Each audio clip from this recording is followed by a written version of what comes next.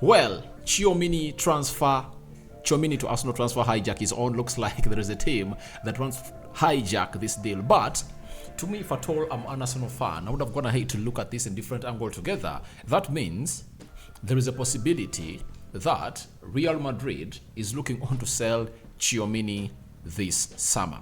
Welcome to Rokani Media Football. How are you guys and where you watching us from? I go by the names of Rokani David. Smash the like button, comment and share. If you're watching us for the very first time, endeavor to subscribe to this channel so as not to miss out on stories that we do upload in here on a daily. Better late than never. Quote that. Better late than never. I know most of you are telling me, Rokani, you've come late to let us the news, but can I tell you one thing? I've arrived. I admit I've come late, but trust me, all what you missed out is going to be covered. And by the time we go to bed, no nitty-gritty will be left unturned. So, another story is all about Sambi Lokonga looking like his transfer from Arsenal to either Burnley or either team that is interested in him. Looks like it's hanging in balance. Why is it hanging in balance? Obviously, he has gotten a muscle injury and he never traveled with Arsenal to Nuremberg.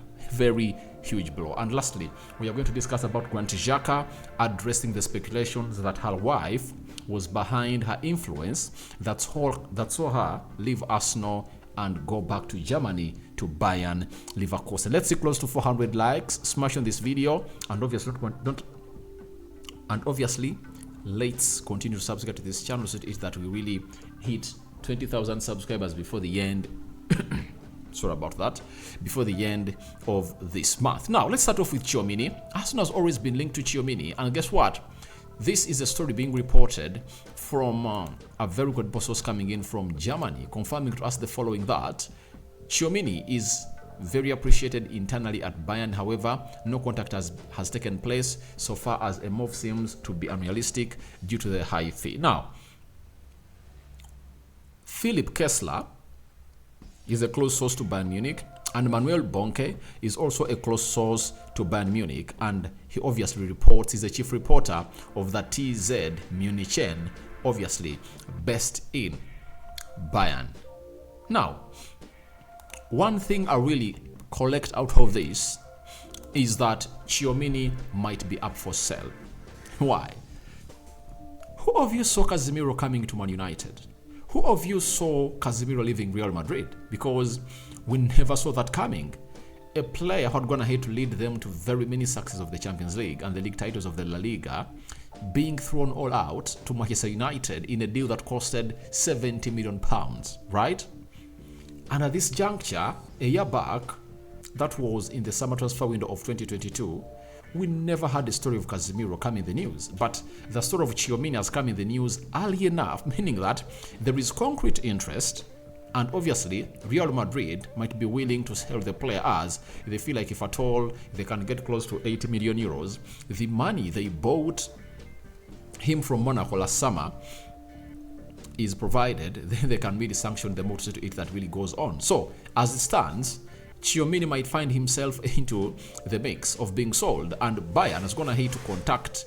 Obviously, Bayern has not contacted, but they have gone ahead to really pick interest in the player, and you never know, they might go ahead and obviously show their interest in the player. But the amount of money Real Madrid is calling in for, that is 100 million euros, is what is slowing this to happen. Now, the Tchouaméni transfer hijack, obviously. Why is Bayern interested in Tchouaméni? Bayern wanted Declan Rice, and Declan Rice wanted Arsenal. That is it. Now, they looked at Mason Mount, though not a central defense midfielder, but it looks like they had interest. He went to Man United. They are willing to let Gretzka go. For Marcel Sabitzer and Gravenberch, I don't know what the decision is as per now, but all I understand is simple, that Bayern might see 2 or 3 midfielders leave and they want to let in more, and after those leave, that means they can get in money to finance the move of Tchouaméni. So Arsenal needs to act fast if at all they want to get in Tchouaméni, and I think Arsenal will only go for Tchouaméni if at all Thomas Partey clings on leaving the club of Arsenal. We know that Thomas Partey is going to hold talks with Mikel Arteta, and we are waiting for what the response is going to be like. Whether Thomas Partey is going to stay at Arsenal all note as his place is really in danger. And we all know why it's in danger. Jorginho is a perfect fit when it comes to playing the defensive pivot in the system of Mikel Arteta. We all know that. Then, when you look at Declan Rice, he might be a player that is not going to be benched in that system of Arsenal. So, Thomas Partey is really going to be having a hard time, and it looks like he's not a player who is welcoming the competition set in by the arrivals of those players, and he might find himself out. Now, if Arsenal to sign in Tchouaméni, that means Thomas Partey needs to leave because they want to bring in another youthful CDM. One will ask me, Rokani, what about Romeo Lavia? I think Liverpool are ahead of Arsenal in signing Romeo Lavia, and by the time they really got this deal settled, then Romeo Lavia will be no longer available in the shop window. So what they have to do is simple. They have to find themselves in a situation of obviously getting in to the next player, that is Tchouaméni. So the earlier Thomas Partey leaves, the earlier Arsenal brings in Tchouaméni. But Bayern Munich is also really trying to weigh up on how they're going to get in Tchouaméni, and they have a very big chance to bring in Tchouaméni. Why? If they sell Gretzka at like 50 million pounds, that is close to 60 million euros. They sell Gravenberch at like 30 million euros, that is 90 million euros. And they add on the money from Marcel Sabitzer, that is 20 million euros. That adds up to 110 million euros, meaning that they would have gone ahead to raise the 100 million euros that Real Madrid wants. And if at all Madrid really gets money, they can sell Aurelien Tchouameni because they've gone ahead to bring in this guy, the English Jamaican guy that used to play for Borussia Dortmund. That is Jude Bellingham. Now Toni Kroos is still here. They're having Valverde. They're having Luka Modric. You understand? They've brought in the Gulas of this world. So looks like they can really let him go. As last summer, no one saw Real Madrid let Casemiro go, you know. But when United came in with huge money, 70 million pounds in cash, they said, we are letting him go. That is it. So let's keep a very huge spotlight onto this deal. Looks like Tchouaméni might either play for Arsenal or Bayern Munich. And even the team I support, Manchester United, I anticipate that if the takeover is done, Sheikh Jassim Al Thani can come in through with some dollars, and obviously he throws them at Madrid. And I think on any day, Erik ten Hag will welcome Aurelien Tchouameni, as we always wanted him, but Ole Gunnar Solskjaer couldn't convince him to come to Man United, and he ended up at the Madrid best side. So that is it about Tchouaméni transfer hijack, and I think you guys have gotten the entire details as far as this is concerned for Aurelien Tchouameni. Now, after Tchouaméni, let's talk about Albert Sambi Lokonga. Obviously, it's really so bad for him that during the times of him really trying to really be fit and obviously find himself a club to play, injuries have caught up with him. It's one of those things that every player really hates, but when they come in through, there is nothing you're going to do, right? So, with this photo, he posted on Instagram. He went ahead and really attached this this caption that, due to a muscular injury, I will sadly not be part of the summer camp with the team in Germany.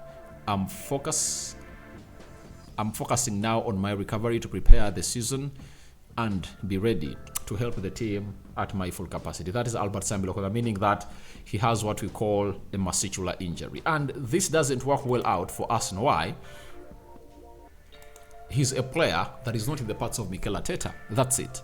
You all agree with me that the arrival of Kai Havertz, the arrival of Declan Rice really puts him below the pecking order. Before they even came in through, Thomas Partey, Jorginho, Elneny have been ahead in the pecking order of who the central defensive midfielder of Arsenal should be. So, after that, Tchouaméni found himself in a situation, it's not Tchouaméni, it's Albert Sambi Lokonga found himself in a situation of really trying to fight back to obviously get a loan on a permanent sale, as he has always reiterated that he wants regular playing time. At the age of 23, feels like he has to be playing. And every player at that age who is really having a lot of ambitions in his career, he should be knocking on the door of his manager, requesting for regular playing time. And if at all it's not rewarded or achievable, then he should call for a loan or a permanent sale. And teams like Burnley, interested in the player, we don't know where this setback of a muscle injury is going to keep the interest of these teams alive. Whether it's going to be alive or not, it's God who knows, but it depends on how, I think, Vincent Kompany, the manager of Burnley, really believes in the player. If at all he believes in the player, because Azondo has been injury prone, then he'll say, I'm taking him on. Albert Sambi Lokonga, welcome back home. I was coaching you in Anderlecht Belgium. Now I'm in the Premier League with Burnley. I would love to really rent your services from Arsenal on loan. And let's see if at all you really thrive on very well, we'll see what you do. And I think that's the best option for Arsenal. I've always told you, if I'm Arsenal, I don't sell Lokonga right now because I believe there is fire burning in the belly of this guy to prove to people that he's really great and he is really the next big thing, as we always talked about. His ceiling, I think, is great, and his trajectory is really ascending, though not to the pace that most of us thought was going to ascend to, though some people believe that he's in his descendancy, but I don't believe that. He's not in his descendancy because he has not even ascended a foot from where he was at Anderlecht and where he is at Arsenal. So let's wait and see how that pans out as far as that story of Albert Sambi Lokonga is really concerned. Now, let's sum it up with Xhaka. Now, I remember bringing this story here, being quoted by a very good source coming in from Germany, that Granit Xhaka was influenced to really go back to Germany because of the wife. They quoted that Xhaka promised to his wife that when he really clocks 30 years, they're going to go back to the Red Lands. You know, the Red Lands in Germany, and Granit Xhaka is one of those that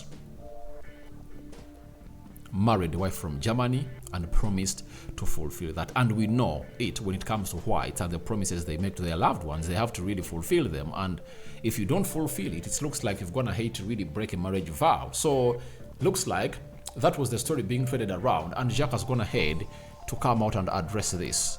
And his address, he said the following to those who are really trying to spread that around. Xhaka said, "There was speculation everywhere that my wife was no longer happy in England. That's not all true. The fact is that as a person, I'm always interested in new challenges. After 7 years, the time has come for something completely new. The league is not new, but the club is new."